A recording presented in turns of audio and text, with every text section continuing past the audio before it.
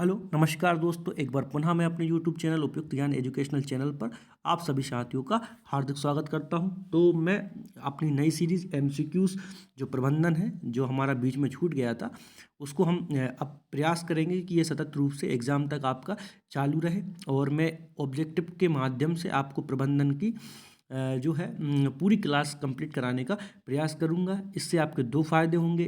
जो सब्जेक्टिव रूप में पढ़ रहे हैं उनको ऑब्जेक्टिव के रूप में रिवीजन हो जाएगा, और जो बंदे हैं जो प्रैक्टिस सेट लगा रहे हैं अभी, उनको मैं जब ऑब्जेक्टिव टाइप में पढ़ाऊंगा तो बार बार रिवीजन होगा उनका। तो इससे क्या होगा कि भाई अपने जो मॉक टेस्ट है उसमें अच्छा कर पाएंगे। तो चलिए बिना किसी देरी के हम शुरू करते हैं हमारा आज का टॉपिक। तो अभी हमारा स्टार्टिंग में ये प्रयास रहेगा कि हम रोज़ 30 से 35 क्वेश्चन आपके सामने डिस्कस करें। 30 से 35 क्वेश्चन में बिल्कुल आपको धीरे धीरे से जो मेरे को अपनी भाषा में तोड़ना होगा उन शब्दों को तोड़ने का प्रयास भी करूँगा। और बाकी आपके ऊपर भी है, आप उसको कितना अच्छे से रिस्पॉन्स देते हैं।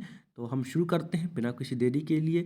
बस एक ही अनुरोध है, अगर आप लोग नए हैं चैनल पर तो चैनल को सब्सक्राइब करें, और थोड़ा सा दोस्तों के साथ शेयर करने का प्रयास करें, ताकि मुझे भी मोटिवेशन मिले और मैं वीडियो डाल सकूं। ठीक है, चलिए हम शुरू करते हैं। तो पहला क्वेश्चन हमारा क्या है कि प्रबंध के सिद्धांत भौतिक विज्ञान के गुरुत्वाकर्षणों के सिद्धांत की तरह बेलोच या ब्रह्म वाक्य ना होकर होते हैं। ठीक है, सबसे पहले तो आप बात करते हैं प्रबंधन की, मैनेजमेंट की। ठीक है, तो मैनेजमेंट जो है वो आपका अदर सब्जेक्ट की तरह, जैसे फिजिक्स है, न्यूटन ने बोल दिया है कि हर प्रतिक्रिया की विपरीत प्रतिक्रिया होती है। या आपके गुरुत्वाकर्षण के जो सिद्धांत है कि कोई वस्तु ऊपर फेंकी गई है वह नीचे आएगी। इस तरीके के आपके बेलोच या ब्रह्म वाक्य नहीं है। मतलब जो कोई प्रबंधन में कह दिया है बात, हो सकता है कि आने वाले समय में आपके लिए वो व्यवहारिक ना हो, है ना। तो आप देखते हैं परंपरागत और प्रबंधन और नवीन प्रबंधन में दोनों में अंतर समझ में आता है। तो ये आपका जो है जो आपके जो प्रबंधन के सिद्धांत वो कैसे होते हैं, लोचशील एवं गतिशील होते हैं ना। प्रबंधन के सिद्धांत सार्वभौमिक होते हुए भी उन्हें जड़वत लागू नहीं किया जा सकता। प्रबंधन के सिद्धांत जो है वो एक हैं तो सार्वभौमिक यूनिवर्सल है, पर उन्हें जड़वत लागू नहीं किया जा सकता। ये कथन किसका है? हेनरी फ्योल का है। ठीक है, मैं थोड़ा आपको स्लो स्लो पढ़ाऊंगा। क्योंकि आप खुद से ही पढ़ सकते हैं ये तो, लेकिन जब मैं पढ़ा रहा हूँ तो मेरा ये प्रयास है कि आप इनको जब सुने हेयरफोन या आपका फ्री टाइम जब भी, तो आपको ये जो क्वेश्चन है वह आसानी से धीरे धीरे समझ में आ जाए। हेनरी फ्योल ने प्रबंध के 14 सिद्धांतों का प्रतिपादन करते हुए जिन दो बातों पर बल दिया है वे कौन कौन सी हैं? जो देखो, कोई भी जो मैनेजमेंट है, जो भी प्रबंधक है, उसका ये कहना है कि उसके द्वारा प्रस्तुत सिद्धांतों की सूची अंतिम नहीं है। हो सकता है कि कुछ अलग न्यू आए और वो कुछ ऐड करें, क्योंकि आपका जो आज का आधुनिक है वो प्रबंधन है वह व्यवहार में अलग है ना। प्रबंध के क्षेत्र में कोई भी बात बेलोच नहीं होती है ना। तो जी आप याद रखेंगे, सूची अंतिम नहीं है और बात बेलोच नहीं।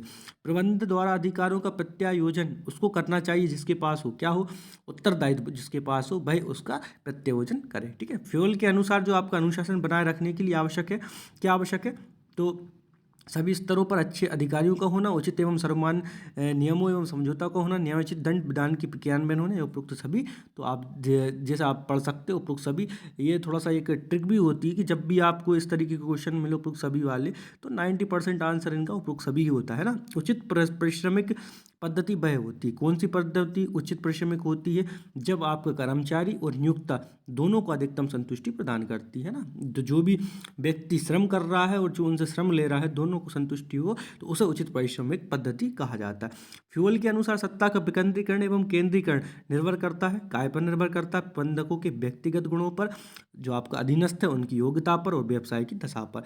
अब मान लीजिए दोनों ही कुशल हैं, मगर आपकी जो व्यवसाय है की दशा है वह अच्छी नहीं है, तो आपका जो आउटपुट है वो 100% नहीं आ सकता है ना।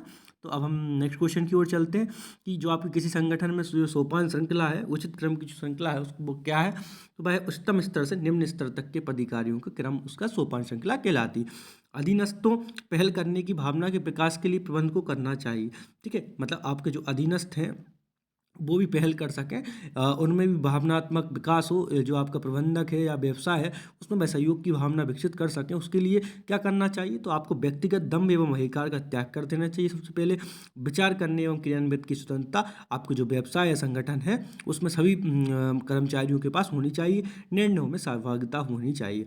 जो आपके उर्विक हैं उनने सभी उच्च अधिकारियों के लिए अधीनस्थों की आदर्श संख्या एक काल्पनिक रूप से मानी गई है। वह क्या है, 3 संख्या होती है ना। एक ऐसा गणित सूत्र जिसके आधार पर उच्च अधिकारियों और अधीनस्थों के बीच संबंधों का विश्लेषण करके समुचित संख्या निर्धारित की जा सकती है, को विकसित किया है ना। तो अब जो आपका उच्च अधिकारी और अधीनस्थों के बीच संबंधों का विश्लेषण इन्होंने किया और एक समुचित संख्या निर्धारित कर दी। ये किसने निर्धारित की, आपकी गेफुनाज ने निर्धारित की। जो आपका अपवाद का सिद्धांत है इसके प्रतिपादक कौन है आपके, जो आपका अपवाद का सिद्धांत का प्रतिपादक है आपके, अब इसमें जो क्रम है एक बार आप चेक कर लीजिएगा। मेरे हिसाब से तो थ्यू हेमन होना चाहिए, इन्होंने साल लिख कर रखा है क्योंकि थ्यू एफ डब्ल्यू टेलर को तो प्रबंधन का वैज्ञानिक जन्मदाता माना जाता है। ठीक है, तो आप इसको थ्यू हेमन एक बार आप इसको करेक्शन कर लेंगे ना। उच्च अधिकारियों की नीति मूलक मामलों में अपना समय एवं ऊर्जा खर्च करनी चाहिए, ना कि नैतिक प्रकृति के कार्यों में। ये बताता है, क्या बताता है ये, आप अपवाद का सिद्धांत, जो आपका अपवाद का सिद्धांत है आपके थ्यू हेमन ने जो दिया है भाई यही बताता है कि जो आपके मूलक मामलों हैं उनमें समय आप निवेश करें, ना कि नैतिक प्रकृति के कार्यों में ना। समर्पित एवं सेवागी नेतृत्व के सिद्धांत के प्रतिपादक कौन है आपके, समर्पित एवं सेवागी नेतृत्व के आपके ये है थ्यू है ना। आपको जो नेतृत्व है वो कैसा होना चाहिए, समर्पित हो और सहभागी क्रम का हो। ये किसने कहा, थ्यू जी ने कहा। ठीक है, हम बात करते हैं नेक्स्ट क्वेश्चन की ओर चलते हैं हमारा। तो अमेरिकी दुनिया की एक महान शक्ति बना हुआ है ना, इसका मूल कारण क्या है, तो प्रबंध कौशल उसका जो है वो बेजोड़ है। मतलब वो अकल्पनीय है, उसमें जो क्रम है उसका प्रबंधन का वह अत्याधुनिक है और सभी अपने अपने कार्यों में निपुण है ना। उत्पादन के भौतिक साधनों में सम्मिलित है, क्या सम्मिलित है, तो ये आपके जो भौतिक साधनों में ये भूमि भी आती, पूंजी भी आती, श्रम भी आती, उपरोक्त सभी जो है आपके भौतिक साधन में सम्मिलित है। नवीन एवं परंपरागत पद्धतियों एवं तकनीकों में सामंजस्य स्थापित किया जा सकता है।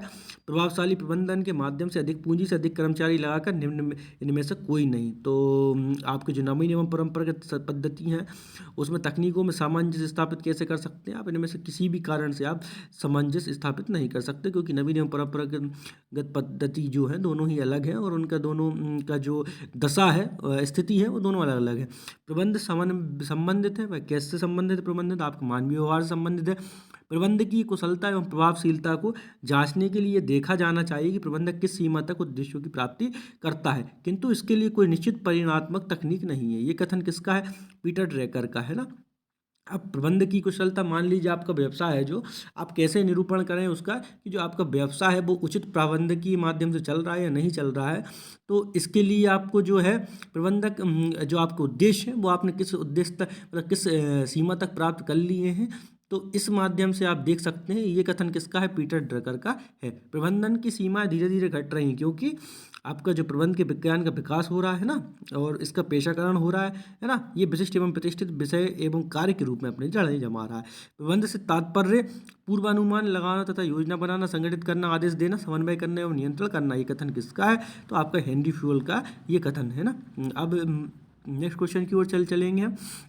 वह व्यक्ति जिसने वैज्ञानिक प्रबंधन का विचार दिया, मैंने आपको पहले ही बताया, एफ.डब्ल्यू. टेलर। ये आपका 1 नंबर का क्वेश्चन है, आप देखेंगे किसी न किसी शिफ्ट में वैज्ञानिक प्रबंधन के जन्मदाता एफ.डब्ल्यू. टेलर को माना जाता है। निम्नांकित प्रबंधकीय कार्यों में से कौन से कार्य निकटतम रूप से संबंधित हैं, तो आपके जो निकटतम रूप से संबंधित हैं वो कौन से संबंधित है, नियोजन और जो संगठन आपका है वह आपका आपस में संबंधित है। प्रबंधन में मानव संबंध उपागम के प्रवर्तक कौन है, तो आपके जो मानव संबंध उपागम के प्रवर्तक हैं वो आपके एफ.डब्ल्यू. टेलर को माना जाता है। फिलोसफी ऑफ मैनेजमेंट किसके द्वारा लिखी गई है, तो आपकी जो फिलोसफी ऑफ मैनेजमेंट है ये आपकी ओलिवर सेल्डोन के द्वारा लिखी गई। प्रबंधन क्या है, कला और विज्ञान दोनों है। औपचारिक समूह के माध्यम से तथा उसके द्वारा कार्य संपादित करने की कला ही प्रबंधन है। ये किसने परिभाषा दी, आपके हेराल्ड कुट्स ने ये परिभाषा दी। प्रबंध और प्रशासन के बीच अंतर क्या होता है, आपका प्रशासन जो है मुख्यतः निर्धारणात्मक होता है ना। इसका जो क्रियाविधि है वह जो आपकी है निर्धारण करने की, जबकि प्रबंधन आवश्यक रूप से क्रियात्मक है। प्रबंध का प्रबंधन का प्रणाली उपागम संबंधित होता है, तो प्रबंध सूचना प्रणाली से आपका प्रणाली उपागम संबंधित है।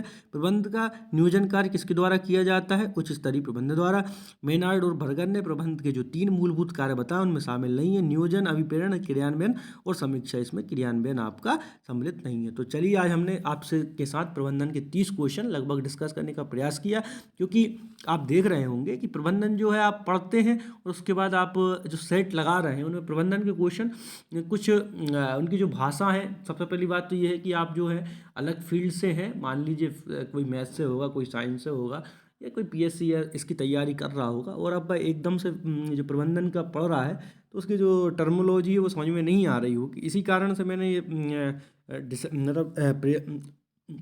निर्णय लिया कि ऑब्जेक्टिव के माध्यम से आपका सिलेबस कंप्लीट करूं, क्योंकि आप जब एक बार सुनेंगे और एक बार खुद से प्रयास करेंगे तो आपको जो है वो काफ़ी लंबे समय तक याद होगा। और आपको जैसा पता है कि आपका जो परीक्षा पैटर्न है वो एलिमिनेशन का पैटर्न है, तो आप 4 ऑप्शन को आसानी से छांट सकेंगे। ठीक है, तो चलिए हम मिलते हैं नेक्स्ट वीडियो में। तब तक के लिए जय हिंद, जय भारत।